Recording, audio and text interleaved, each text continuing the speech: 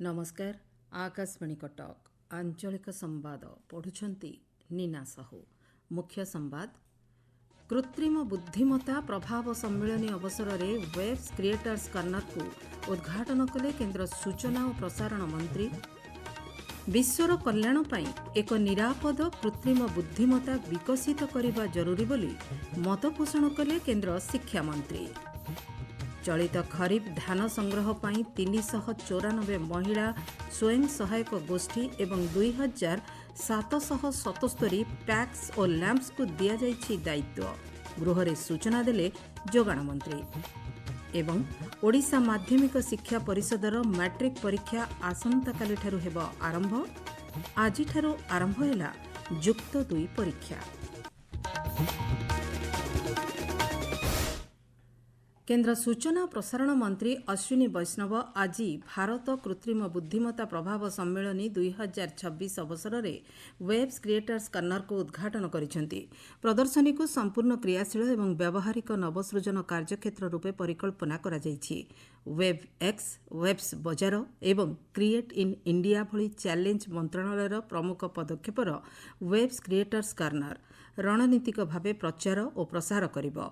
एही अवसर में मंत्री श्री वैष्णव पैविलियन को बुली देखिबा सह विश्वस्तरीय संगठनर वरिष्ठ कर्मकर्तांक सह आलोचना करथिले।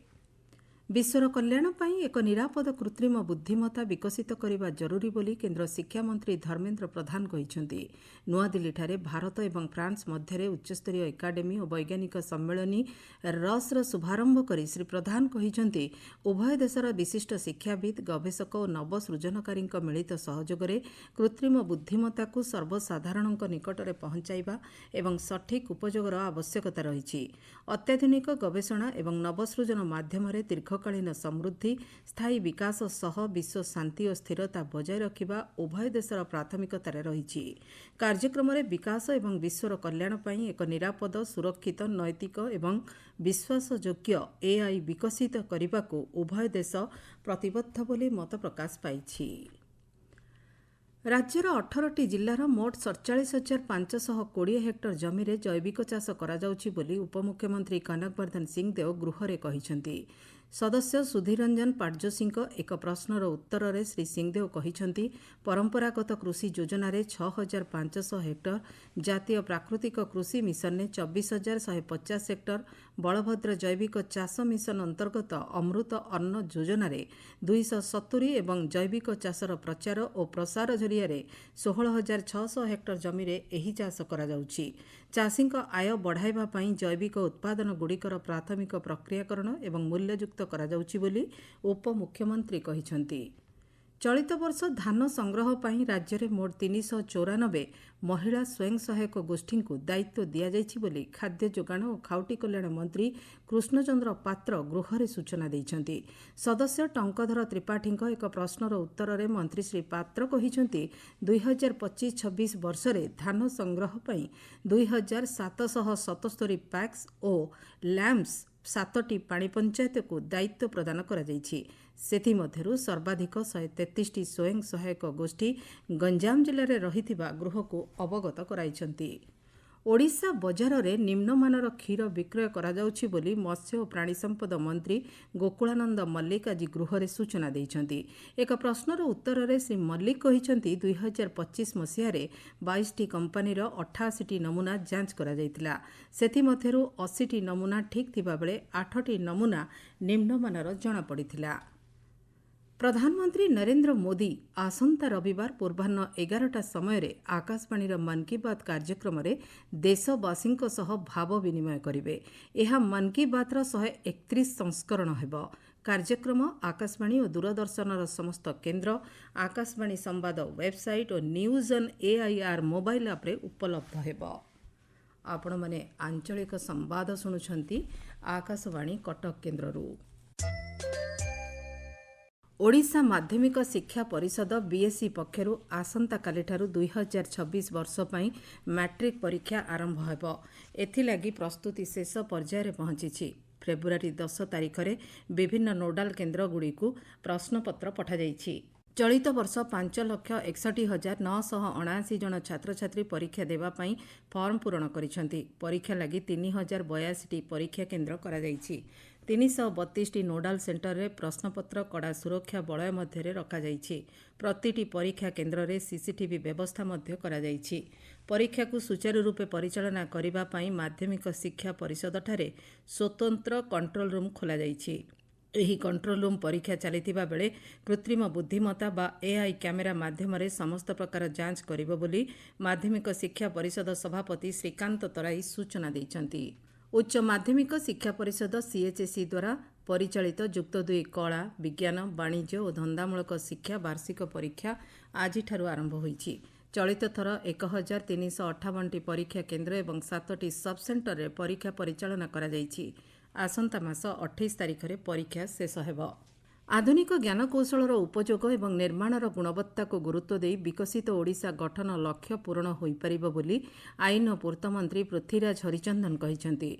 भुवनेश्वर आज निर्माण विभाग पक्षरु आयोजित नवनियुक्त सहकारी कार्यनिर्वाही जंत्रींक तालीम कार्यक्रम रे जोगदे श्री हरिचंदन कहिसेंति प्रधानमंत्री नरेंद्र मोदी मार्गदर्शक एवं मुख्यमंत्री नेतृत्व में ओडिशा द्रुत प्रगति पथरे अग्रसर हेउछि। राज्य में विश्वस्तरीय रास्ता निर्माणर सरकार लक्ष्य रखिछंति। आगामी दिन में विभिन्न रास्तार भिड़ नियंत्रण करने सह रास्तागुड़ी नियमित मरामती करा जाई खालमुक्त कराजिबो। आधुनिक ज्ञानकौशल और कृत्रिम बुद्धिमत्तार जुगरे उन्नत भित्तिभूमि निर्माण क्षेत्र में इंजिनियर मानक भूमिका गुरुत्वपूर्ण। ए संपर्क में गभीर अध्ययन सह तालीम कार्यक्रमर ज्ञान आहरण करी नवनियुक्ति सहकारी कार्यनिर्वाही जंत्री माने राज्यर विकास यात्रा रे सहभागी होई परिबे। साधुता और समयानुवर्तिता सह कर्तव्य निर्वाह करने मंत्री जंत्री मानकु परामर्श देइछंती। राज्य में पथचारी सुरक्षित यात्रा को दृष्टि रखी भुवनेश्वर पलाशुणीरू रसुलगढ़ पर्यंत स्काईवॉक निर्माण कराजिबो बोली जातीय राजपथ प्राधिकरण पक्षरु सूचना मिली। 20 कोटी टंका व्यय जातीय राजपथरे 500 मीटर स्काईवॉक निर्माण कराजिबो। कोरापुट जिला जयपुर स्थित एमएस स्वामीनाथन गवेषणा प्रतिष्ठान रे अंतर्जातीय महिला कृषक वर्ष 2026 कार्यक्रम अनुष्ठित हो जाइछि। ब्लॉकर विभिन्न ग्रामरू 100 जन महिला चाषी एथिरे अंशग्रहण करथिले। सरकारक 110 प्रकार प्रकल्प मध्यरु विशेषकर महिला चाषी को पंजीकरणर गुरुत्व प्रकल्प रे योगदान कृषि बीमा संपर्क रे जिला कृषि अधिकारी कार्यक्रम रे आलोचना करथिले।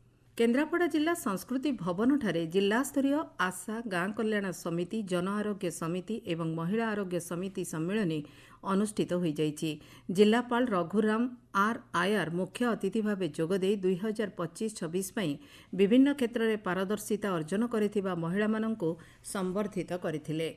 गंजाम जिला चिकिटीगढ़ स्थित मिनी स्टाडियम ठारे आसंता 26 तारिख दिन एक कर्म नियुक्ति मेला अनुष्ठित हेब। राज्य दक्षता विकास और वैषयिक तथा जिला प्रशासनर मिलित आनुकूल्य रे एही मेला अनुष्ठित हेब। मेलारे प्राय 40 रु ऊर्ध्व बेसरकारी नियुक्ति संस्था एवं 10 रु ऊर्ध्व तालीम प्रदानकारी संस्था कर्म नियुक्ति प्रदान करिवे। मालकानगिरी जिला आदिवासी पड़ियाठारे जिलास्तरीय मत्स्य और प्राणी संपद मेला 2026 आज उद्यापित हो जाइछि। उत्सव में जिलापाल देबबर प्रधान, जिला मुख्य प्राणी चिकित्सा अधिकारी, जिला मत्स्य अधिकारी, कृषि विज्ञान केन्द्र मुख्य परिचालक प्रमुख जोगदे केन्द्र और राज्य सरकार योजनार सुविनियोग करी सेथिरु लाभवान हेबाकु चाषी मानकु परामर्श देइथिले। जिले में खूब शीघ्र एक बृहत प्राणी पुनः आवास केन्द्र प्रतिष्ठा हेबा सह बालीमेला सहर में गोटे लेखाएं स्वतंत्र गोशाला मध्य निर्माण कराजिबाकु योजना कराଯାଇଛି बोली जिला मुख्य प्राणी चिकित्सा अधिकारी डाक्तर गगनचरण स्वाई कहिसंती। संवाद शेष हेबा पूर्व मुख्य संवाद पुणी थरे। कृत्रिम बुद्धिमत्ता प्रभाव सम्मेलनी अवसर में वेब्स क्रिएटर्स कर्नर को उद्घाटन कले केन्द्र सूचना और प्रसारण मंत्री। विश्वर कल्याण पाई एक निरापद कृत्रिम बुद्धिमत्ता विकसित करने जरूरी बोली मत पोषण कले केन्द्र शिक्षा मंत्री। चलित खरीफ धान संग्रह पाई 394 महिला स्वयं सहायक गोष्ठी एवं 2777 पैक्स और लैंप्स को दिया जाइछि दायित्व गृह रे सूचना देले जोगाण मंत्री। एवं ओडिशा माध्यमिक शिक्षा परिषदर मैट्रिक परीक्षा आसंता काली ठारू हेब आरंभ। आज ठारू आरंभ हैला युक्त 2 परीक्षा। आंचलिक संवाद आज पई एतिकरे शेष हैला। नमस्कार।